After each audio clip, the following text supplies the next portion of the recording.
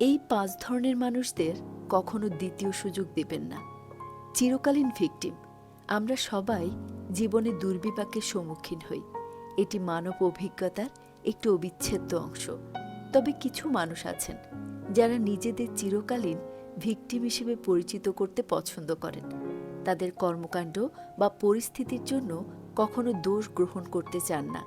এই ধরনের মানুষকে দ্বিতীয় সুযোগ দেওয়া কেবল এক ধরনের সময় নষ্ট হতে পারে, যতক্ষণ না তারা তাদের মনোভাব পরিবর্তন এবং নিজেদের কর্মকাণ্ডের জন্য দায়বদ্ধ হতে চায়।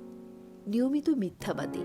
মিথ্যে বলা কখনো কখনো সহজ হতে পারে, তবে কিছু মানুষ এটিকে অভ্যাসে পরিণত করে।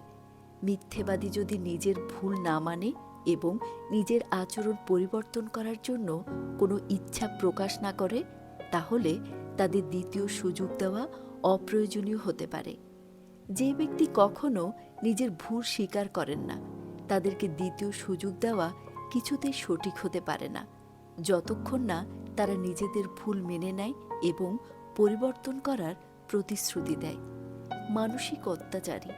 মানসিক অত্যাচারী যদি নিজের আচরণ পরিবর্তন না করে এবং পরিতাপ না দেখায়, তবে তাদের দ্বিতীয় সুযোগ দেওয়ার মানে হল আরও শারীরিক এবং মানসিক ক্ষতির শিকার হওয়া। নিজের মানসিক শান্তির জন্য কখনো কখনো দ্বিতীয় সুযোগ না দেওয়া শ্রেয়। পুনরাবৃত্ত অপরাধী।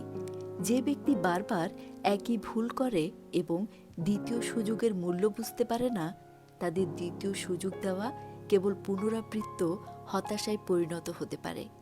আপনি আপনার জীবনকে কিভাবে পরিচালনা করবেন তা পুরোপুরি আপনার উপর নির্ভর করে।